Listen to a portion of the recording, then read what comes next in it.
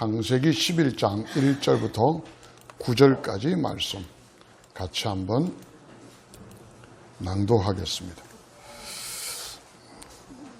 성경과 영상을 참조하셔서 함께 읽습니다. 다 찾은 줄 알고 같이 낭독합니다. 시작. 처음에 세상에는 언어가 하나뿐이어서 모두가 같은 말을 썼다. 사람들이 동쪽에서 이동하여 오다가 시날 땅 한 들판에 이르러서 거기에 자리를 잡았다. 그들은 서로 말하였다. 자, 벽돌을 빚어서 단단히 구워내자. 사람들은 돌 대신에 벽돌을 쓰고 흙 대신에 역청을 썼다. 그들은 또 말하였다. 자, 도시를 세우고 그 안에 탑을 쌓고서 탑 꼭대기가 하늘에 닿게 하여 우리의 이름을 날리고 온 땅 위에 흩어지지 않게 하자. 주님께서 사람들이 짓고 있는 도시와 탑을 보려고 내려오셨다. 주님께서 말씀하셨다. 보아라, 만일 사람들이 같은 말을 쓰는 한 백성으로서 이런 일을 하기 시작하였으니 이제 그들은 하고자 하는 것은 무엇이든지 하지 못할 일이 없을 것이다.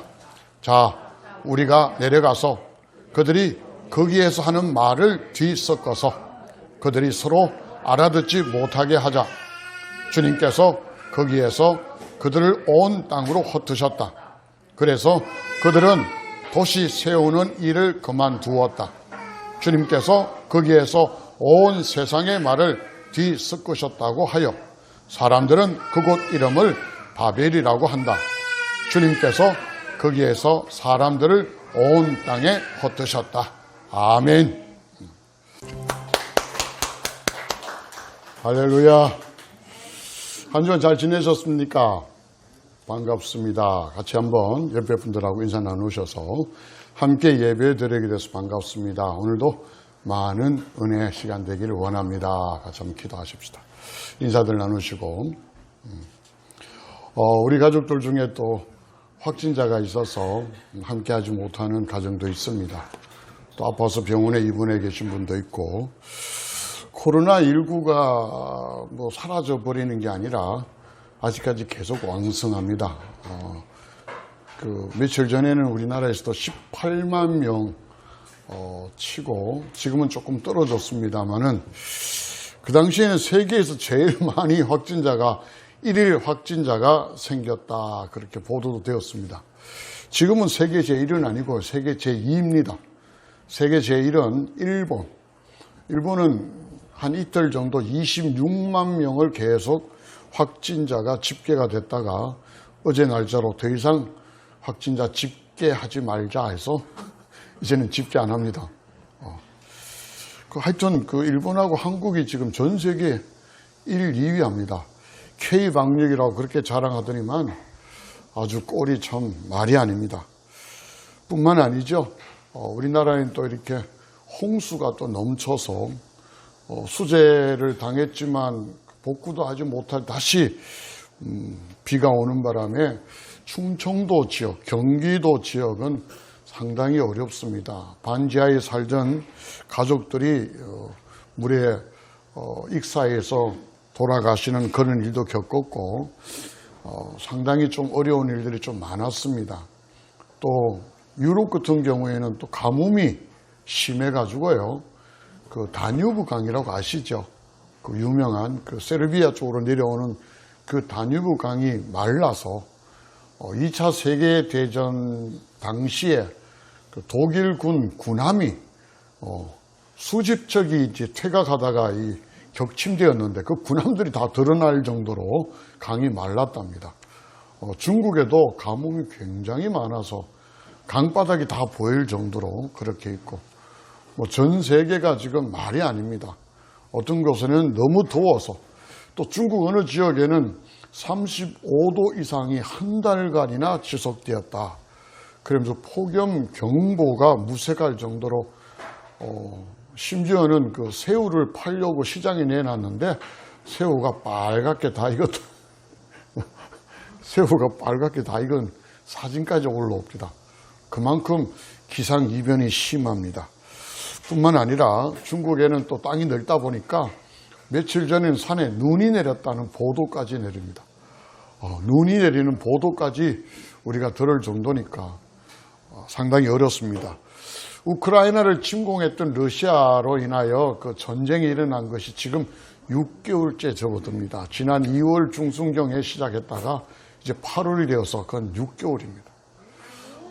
러시아가 우크라이나에 있는 원전을 점령하고 거기에서 계속 뭔가 이렇게 공격을 하다 보니까 원전이 상당히 위험하다라는 그런 보도도 많이 되고 있습니다. 그 우크라이나에 있는 그 원전은 체르노빌 원전의 몇 배나 더 많답니다. 그래서 그 원전이 손상을 입으면 또 대재앙이 펼쳐질 것이다. 그런 이야기도 굉장히 많습니다. 그런데 한번 의문을 가집시다. 왜 이렇게 아프고 병들고 힘든 상황들이 계속 이렇게 진행이 될까요? 여러분이 어릴 때부터 지금까지 살아왔지만 한 고비를 넘으면 또 한 고비의 어려움들이 계속 있습니다. 전쟁이 끊어지지 아니하고 사건, 사고가 멈추지 아니하고 왜 이런 일이 계속 발생할까라는 궁금증이 오늘의 본문의 시작으로 해봅니다. 저는 먼저 오늘 이 말씀들을 묵상을 하면서 하나님은 이 땅에 우리를 창조하셨던 어떤 원칙이 있을 것이다. 그래서 저는 그것을 창조의 질서라고 한번 이름을 붙여봤습니다. 하나님이 창조하신 모든 생태계에 대원칙이 있습니다. 그것은 바로 한마디로 설계대로입니다. 설계대로. 우리는 인간이 그냥 태어난 줄 알았는데 과학이 발달되니까 그냥 태어난 것이 아니라 하나님의 설계대로 태어났다는 걸 알게 되었습니다. 남자는 XY라는 염색체로 태어납니다. 여자는 XX라는 염색체로 태어납니다. 여자와 남자가 성별이 구분되는 것은 바로 이 염색체 때문입니다. 요즘 상당히 혼란스러운 이야기가 동성애의 문제입니다. 오늘 바벨이라는 이 단어가 성경에 등장하는데 이 바벨을 가리켜서 혼잡케 한다는 그런 명사형이 바벨입니다. 혼잡케 한다. 하나님께서 우리에게 주셨던 XY, XX 염색체가 있는데도 불구하고 여성 호르몬 주사를 맞아서 남자인데 여성의 행세를 하고 또 남성 호르몬 주사를 맞아서 여자인데 남성의 행세를 하지만 그들의 유전자는 여전히 똑같이 XYXX에 벗어날 수가 없습니다. 그런데 이것이 혼잡하는 거예요. 하나님의 설계대로 살면은 괜찮은데 그러지 않고 우리가 하고 싶은 대로 사는 겁니다. 오늘 하나님 말씀들을 여러분이 한번 보시면 6절을 한번 보십시오. 6절에 보면 이런 말씀이 있습니다. 보아라, 만일 사람들이 같은 말을 쓰는 한 백성으로서 이렇게 이런 일을 하기 시작하였으니 이제 그들은 하고자 하는 것은 무엇이든지 하지 못할 일이 없을 것이다. 어마어마한 이야기예요. 자, 하나님이 여기에 옵션을 겁니다. 우리가 사람이 이제는 하려고만 하면 하지 못할 일이 없기 때문에 하나님이 옵션을 걸어서 우리에게 말을 다르게 합니다. 자, 그렇다면 여기서 우리가 한번 스스로 질문을 해봅시다. 하나님은 그건 우리가 하고자 하는 걸 막는 분인가? 아닙니다. 근데 문제는 우리가 하고자 하는 것이 하나님의 설계대로 하나님의 뜻대로 할 때는 하나님이 절대로 막지 않는데 오늘 6절에 있는 것 같이 하고자 하는 것은 무엇이든지 하나님의 뜻이 아닌 것으로 가기 때문에 하나님이 옵션을 걸게 됩니다. 그래서 바벨이 되는 거예요. 원숭이 두 창이 왜 생깁니까? 에이즈가 왜 생깁니까? 그런 일들은 바로 하나님의 설계대로 살지 않기 때문에 생기는 거잖아요. 하나님은 우리에게 DNA라는 걸 주셨습니다. 그래서 얼마 전에 과학이 발달돼서 인간의 유전자 지도를 다 파악을 했습니다. 게놈 프로젝트란 이름으로 사람들마다 4가지의 유전인자를 가지고 구성 물질입니다.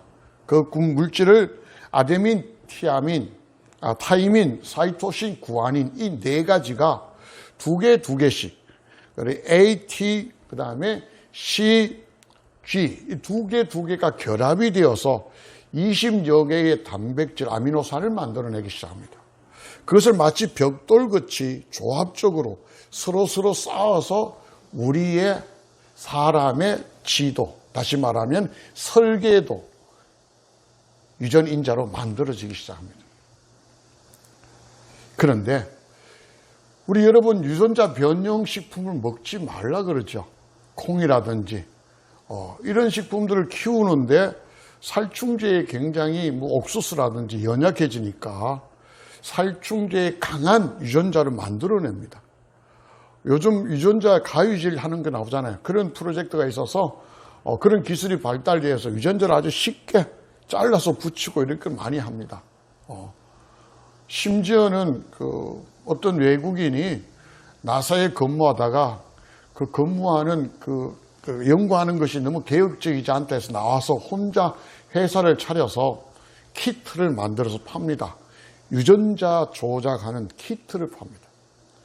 거기에 약물을 주입하는 그 주사를 깨구리에게 놓으면 깨구리가 2배로 커져요. 이런 키트를 만들고 그걸 또 자신의 몸에다가 주사를 해서 보여주고 이런 것들이 지금 쉽게 되어지는 상태에 있습니다. 하나님의 설계대로 살면 좋은데 변형을 하니까 그런 것들이 우리 몸에 들어오니까 호르몬이 혼란, 바벨이 됩니다. 혼잡이 되어서 치명적인 영향을 받습니다. 오늘날 병들이 대부분 학자들이 이야기합니다. 땅이 오염이 되고 땅이 혼잡하게 되어서 나타나는 식물, 그 식물이 중금속에 오염이 되고 농약에 오염이 된 그 식물이 우리 몸에 들어와서 우리 몸이 바벨이 되어서 건강을 잃는다. 이게 저만의 이야기 아니고 많은 사람들이 동의하는 이야기들입니다. 그것도 역시 바벨입니다. 혼잡하게 됩니다. 자, 이야기를 다시 한번 창세기로 창세기 시작부터 한번 돌아갑니다. 하나님이 에덴 동산이라는 이 땅에서 말하는 파라다이스입니다. 최고의 이상적인 그런 가든, 정원을, 동산을 만들었습니다. 거기에 사람을 창조하시고 거기에 살게 하셨습니다. 거기에는 부족한 것이 없었습니다. 모자라는 것이 없었습니다. 우리가 살아가는 최적의 환경을 우리에게 제시하고 그게 행복하게 살게 하셨습니다. 그런데 그 행복은 하나님과 함께하는 행복이었습니다. 오늘날도 마찬가지입니다. 예수를 믿고 살아가는 저와 여러분에게 하나님은 이 땅에서 누구보다도 행복하게 살기를 원하십니다. 병들지 않고요. 늘 기쁨으로 감사하며 노래하고 찬양하며 행복하게 살기를 원합니다. 물질에 쪼들리고 염려와 근심에 그리고 병듦과 그리고 추위와 배고픔이 허덕이는 인생이 아니라 풍성해서 나누어주고 베풀어주고 그런 삶을 하나님은 살기를 원하시는데 그것도 그냥이 아니라 하나님과 함께하는 행복입니다. 자, 여기에서 문제들이 발생합니다. 아담과 하와도 마찬가지지만 우리 아이들도 마찬가지고 지금 우리도 마찬가지입니다. 자, 우리가 아이였을 때 또 우리가 또 키운 아이들을 키울 때 한번 생각해 보십시오. 어린 아이 때 부모에게는 절대적인 가치가 있습니다. 어린 아이에게는 그 부모가 절대적인 가치예요. 걸음을 배울 때 아이가 그 부모의 손가락 하나 잡고 있는 힘이 어마어마하게 큽니다. 절대적 가치가 자기 아빠가 제일 힘이 센 줄 알고 자기 엄마가 제일 예쁜 줄 알고 이 세상에 자기의 부모들이 최고라고 늘 생각하는 게 어린아이의 부모에 대한 절대적 가치관입니다.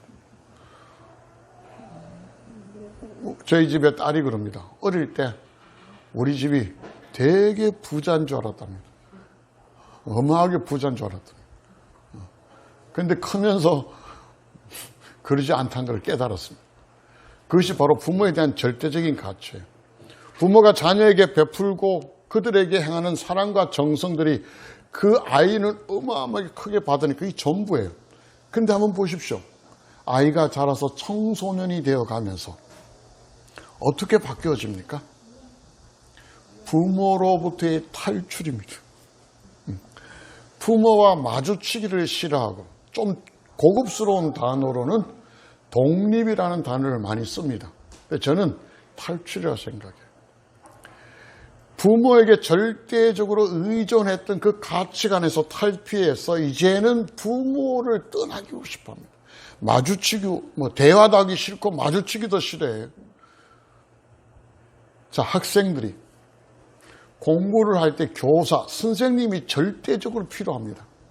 그런데 아이들이 자라면서 선생님들을 피합니다. 선생님들 오면은 도망가기 시작합니다. 이것이 우리가 살아가는 삶의 모습이었습니다. 아담과 하와도 마찬가지입니다. 하나님과 함께하는 행복한 삶을 에덴에서 살았다가 뱀으로 인한, 사탄으로 인한, 세상으로 인한 그런 소리에 귀를 기울이면서 하나님으로 탈출하기 시작합니다. 그 하나님과 탈출하는 가장 첫 번째가 뭐냐면 자신이 하나님 같은 존재가 되고 싶다는 겁니다. 아이들이 부모를 탈출하고 싶은 그 첫 번째 이유가 나도 부모와 같은 존재가 되고 싶다는 뜻입니다. 어른이 되고 싶다는 뜻입니다. 제일 문제가 그겁니다. 자, 오늘 성경 4절을 한번 보십시오. 그들이 오늘 여기 11장에서 사람들이 모여서 바벨탑을 쌓는 목적이 나옵니다. 4절에 제일 먼저 이렇게 말합니다. 자, 도시를 세우고 그 안에 탑을 쌓고서 탑 꼭대기가 하늘에 닿게 하여. 하늘에 닿게 하여. 탑이라는 단어를 영어로는 타워라고 그러는데 또 탑이라는 영어 단어가 있죠. 최고라는 뜻이 탑입니다. 여기에 탑이 그 탑인 것 같아요. 우리가 생각하는 물질적인 그런 타워, 탑이 아닌 최고가 되고 싶은 마음들이 바벨의 시작입니다. 저는 이 바벨은 창세기 11장에 나오는 고대 사회에서만 있은 게 아니라 오늘날도 여전히 바벨은 많은 사람들이 쌓고 있다. 세상 사람들은 거의 바벨을 쌓고 있을 뿐 아니라 우리 그리스도인들도 여전히 바벨을 쌓고 있는 사람들이 되게 많다라는 생각을 가지게 됐습니다. 그 첫 번째가 하나님같이 되고 싶다는 거예요.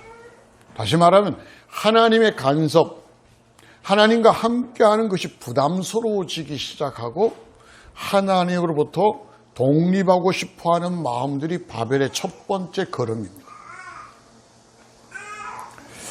학생들은 자기를 가르쳐주는 선생님과 함께할 때 자신의 실력이 쑥쑥 자라납니다. 모르는 거 있으면 교무실에 찾아가서 선생님에게, 과목 선생님 찾아가서 묻고 답을 알게 하고 코치를 받는 것. 이러면 그 학생들은 성적을 쑥쑥 올라갑니다. 선생님은 그런 아이를 되게 사랑합니다. 사랑할 수밖에 없습니다. 근데 선생님 오면 피해서 도망가는 아이들. 교무실이 마치 무슨 형무소 같이 생각하고 있는 그런 아이들은 절대 공부 실력이 향상될 수가 없습니다. 우리 소명이가 지난주에 코로나 확진이 돼가지고 조금 아팠다가 이제 치료가 됐는데도 아직 후유증, 코로나가 아니가, 기침 감기였답니다. 그래서 아직 그렇게 다 낫지는 않았고 조금 후유증이 있는 것 같아요. 예배 마치고 여러분이 많이 사랑해 주시기 바랍니다. 사랑받기 위해서. 자, 하나님께서 우리에게 베풀어 주신 그 아름다운 사랑을 받았던 그 우리의 조상 아담과 하와가 이제는 하나님을 탈출하기 시작합니다. 그 첫걸음이 하나님과 같이 되고 싶다. 그 이야기를 말씀을 드렸습니다. 그래서 그들은 탑이 되고 싶었습니다. 하늘에 닿고 싶었습니다. 지금도 마찬가지입니다.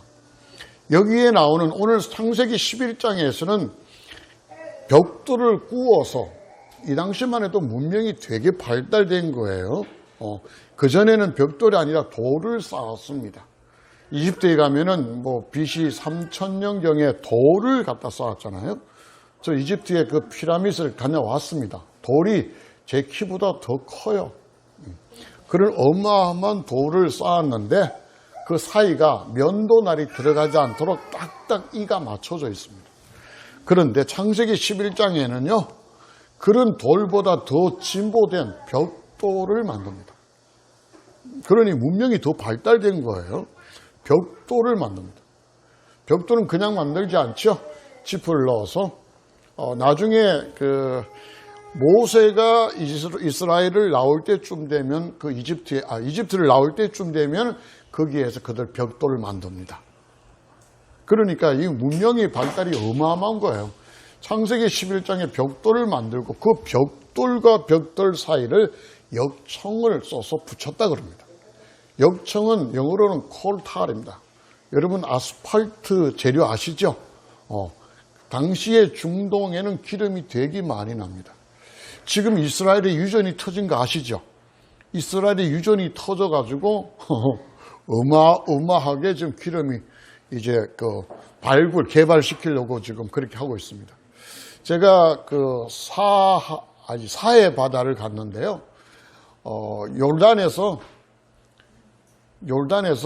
기름을 싣고 그 차에 그들이 요르단에 있는 아이들이 승용차를 타고 사해 바다에 와서 해수욕을 합니다. 근데 그때 제가 2011년인가 그때 갔을 때 차가요. 르망 아십니까? 옛날 대우에서 나온 르망. 이런 차들을 타고 옵니다. 그런 차를 타고 와서 뒤에 트렁크를 여니까 말통에 기름을 가득 넣어와요. 재미있는 것은 걔네들의 기름값은 되게 싸잖아요. 이스라엘은 기름이 안 나서 기름값이 되게 비싸요. 우리나라보다 조금 더 비싸더라고요. 그때 우리나라 1,800원 그럼 그때 한 2,000원 정도 할 정도입니다. 그래서 걔네들은 기름을 잔뜩 싣고 와서 한 3박 4일 정도 사이에서 실컷 놀고 그 기름 팔면은 오히려 돈이 남아서 갈 정도라 그렇게 해서 그들은 휴가를 그렇게 받아옵니다. 근데 지금 이스라엘이 기름이 이제 유전이 발견돼 가지고 기름을 이제 끌어올리려고 준비하고 있습니다. 그러니까 그 당시에 역청들을 생산해서 이 벽돌 사이에 발랐다는 이야기가 11장에 나와요. 11장에. 자, 그런 상태에서 쌓아 올립니다. 그런데 오늘날에 많은 사람들이 바벨 탑을 쌓는 재료는 벽돌이나 역청이 아니라 이제는 지식입니다. 수많은 과학적인 지식을 통해서. 과거에 지식이 없을 때는요, 이 지구가 평평한 줄 알았어요. 그래서 저 지평선이 보이고 수평선이 보이면 그게 땅 끝인 줄 알았어요. 그 이상 넘어가면 다 추락하고 떨어지는 줄 알고 멀리 가지를 않았습니다. 그래서 항해라는 게 없었죠. 그런데 과학이 발달되면서 지구가 평평한 게 아니라 둥글다라는 사실을 깨닫게 되고 이제 항해 시대가 열린 겁니다. 그래서 신대륙이 발견이 되어지고 다른 나라, 다른 대륙에 여행을 할 수 있는 그런 시대가 오죠. 그러다 보니까 우리 눈에 보이는 것이 다가 아니고 우리가 가지고 있는 지식, 과학적이든 어떤 지식이 우리를 이제 하나님같이 만듭니다. 이제는 이야기해도 믿지 않고 실제적으로 증거가 되고 과학적인 사실들을 이야기해 줘야 믿는 시대에 왔습니다. 그 다음에 뭐냐면은 물질들을 많이 가진 것이 바벨이 되었습니다. 돈을 가진 사람이 최고의 힘을 가진 사람이 되었습니다. 우리나라 대통령이도 5년 공무원입니다. 대통령이 큰 소리 쳐봐야 5년 공무원입니다.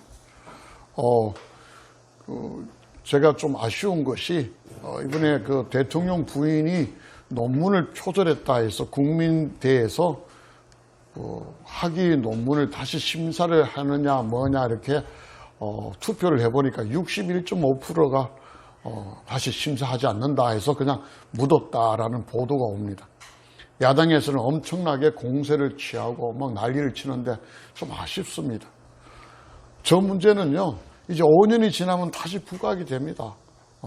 아마 국민대에서 5년 뒤에 다시 심사할걸요, 논문. 그냥 넘어갈 수 있는 게 아니에요. 근데 그런 걸 우리는 잘 몰라요. 권력이 있으니까 그냥 이렇게 넘어가는 것 같은데 권력을 잃어버리면 다시 거기 화제가 되고 다시 심사 들어갈 겁니다. 대통령 아무리 힘이 있어도 5년 공무원이에요. 5년 임기 공무원입니다. 딱 끝나면요. 지금 평산마을에 이야기 우리가 알잖아요. 대통령 자리에 딱 물러나면 그때는 그냥 평민이에요. 아무 힘도 없습니다. 그런데 돈은 달라요. 돈은 가지고 있는 한 내 대뿐 아니라 내 손자 대 그 대로 계속 대물림을 해서 왕같이 삽니다. 이병철, 이건희, 그다음에 이재용, 또 그의 아들까지. 우리 다 알잖아요.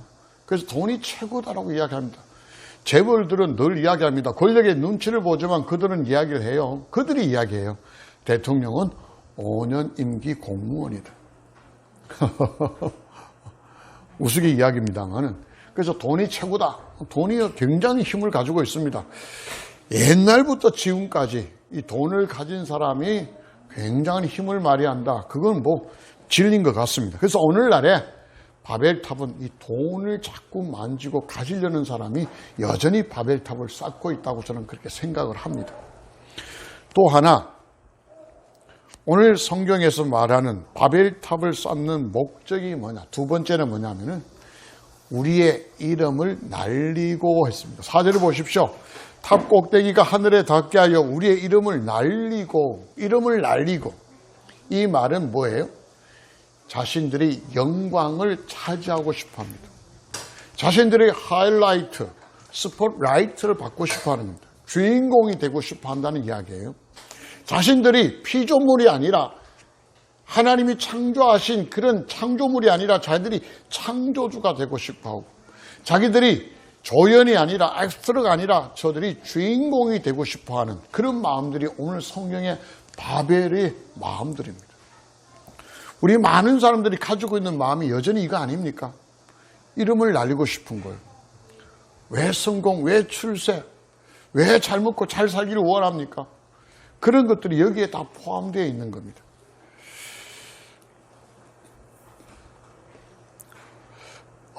옛날에 중국에는 나라들이 갈려져서 왕이란 이름으로 살았습니다. 무슨 왕. 그래서 그런데 그 나라들을 다 통일했습니다. 그래서 이제는 왕이 아니라 그 위에 황제가 되기 시작했습니다. 진나라가 중국을 통일해서 황제가 되어서 시황이라고 합니다. 시황. 시작했다는 거예요. 진시황이라는 이름으로 황제 시대가 열립니다. 이해되시죠? 진시황입니다. 이 진시황이 한 200년, AD 한 200년경인가요? 중국을 통일하고, 그 다음에, 너무너무 괜찮잖아요. 전 중국을 통일하고 너무 괜찮아서 영생불사가 하고 싶습니다. 죽지 않고 계속 다스리고 싶습니다. 그래서 자기 밑에 있는 부하들을 전 세계에 보냅니다. 보내어서 불로초를 찾아오느라. 그래서 아마 한국에도 와서 인삼을 가져갔다 뭐 그런 이야기도 하고 막 그렇습니다. 전 세계에 죽지 않을 만한 아주 영초들, 그런 것들을 가져오라 했는데 성공을 못했습니다. 그래서 진시황이 죽자 그 나라가 무너집니다. 또 다시 갈려지기 시작하죠. 그런데 이와 같은 일이 오늘도 계속해서 일어납니다. 사람들이 하나님이 창조의 질서를 파괴하고 하나님이 너희들은 이제 죽게 될 것이다 했던 걸 파괴하고 죽지 않으려고 합니다. 그래서 DNA를 조작하고 냉동 인간을 만들고, 여러분 지금 수많은 사람들이 돈 있는 많은 사람이 냉동된 거 아세요? 제가 자료를 가져왔다고 하면 잊어버렸습니다. 하여튼 몇천 건이 넘어요. 수만 건에 이르는 냉동 캡슐이 계속 보관되어 있습니다. 그래서 저 미래의 문명이 발달되었을 때, 이 영생 불사가 이루어질 그때에 녹여서 이렇게 처리할 수 있도록 그렇게 냉동 캡슐이 지금 계속 보관되어 있습니다. 그 정도는 아니더라도 요즘에 또 결혼 연령이 자꾸 높아지니까 이 결혼하지 않는 처녀들이 자기의 난자를 채취해서 냉동해 놓습니다. 그래서 나이가 40이든 50이든 관계없이 결혼하면은 그때 젊을 때 채취했던 그 난자를 부활시켜서 수정하게 만드는 그런 작업들을 계속합니다. 심지어는요, 지금 완성된 건 아닌데요, DNA를 가지고 복제를 하는 기술이 굉장히 발달되었습니다. 여러분의 세포 하나를 띄어서 여러분의 새로운 몸을 하나 만듭니다. 심지어 여러분의 세포 안에서 복제를 하는데 그 배아 줄기 세포를 복제를 해서 그걸 통해서 여러분의 장기를 만들어냅니다. 간도 만들어내고요, 여러분의 폐, 신장, 그걸 만들어내요.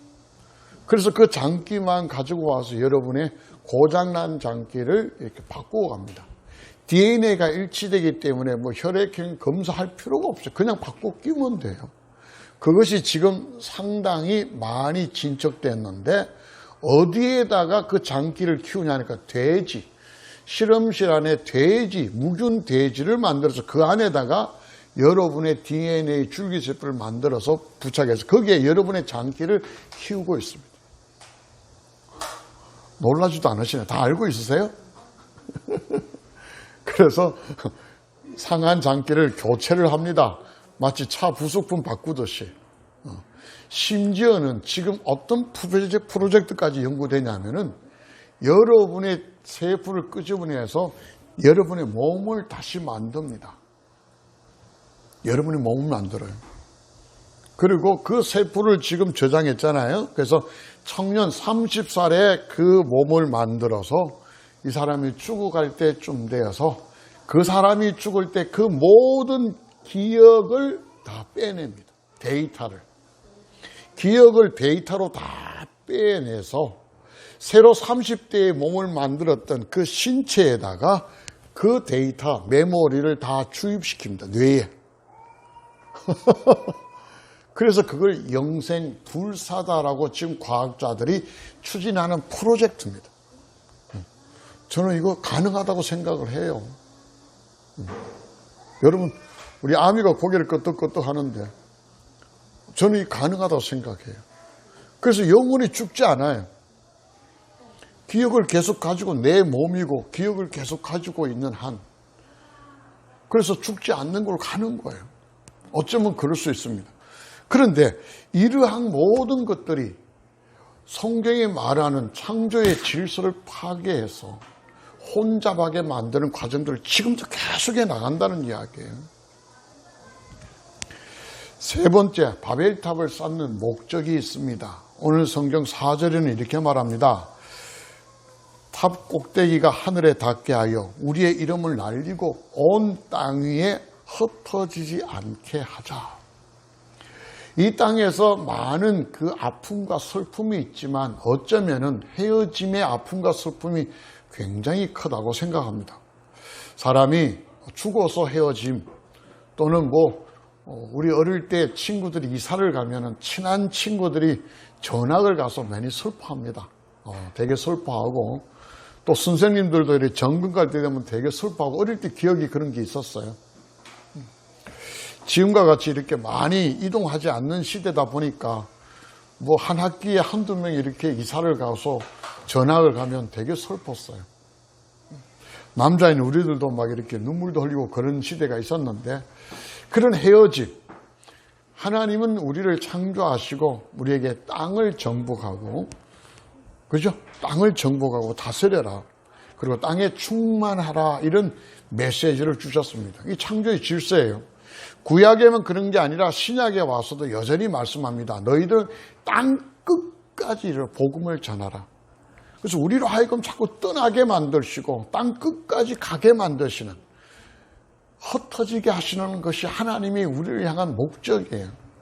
그런데 우리 인간은 늘 하나님의 그 목적하고 자꾸 반대로 가요. 흩어지기 싫어요. 모이고 싶고 자꾸.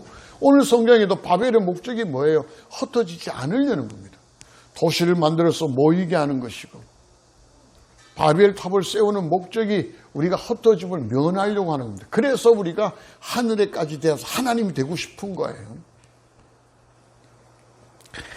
지금도 여전히 하나님의 말씀에 어긋나서, 하나님의 말씀 어긋나서 우리가 하고 싶은 대로 하려고 하는 그런 욕망들이 여전히 우리에게 많이 있습니다. 그걸 성경은 가리켜서 바벨이라고 말합니다.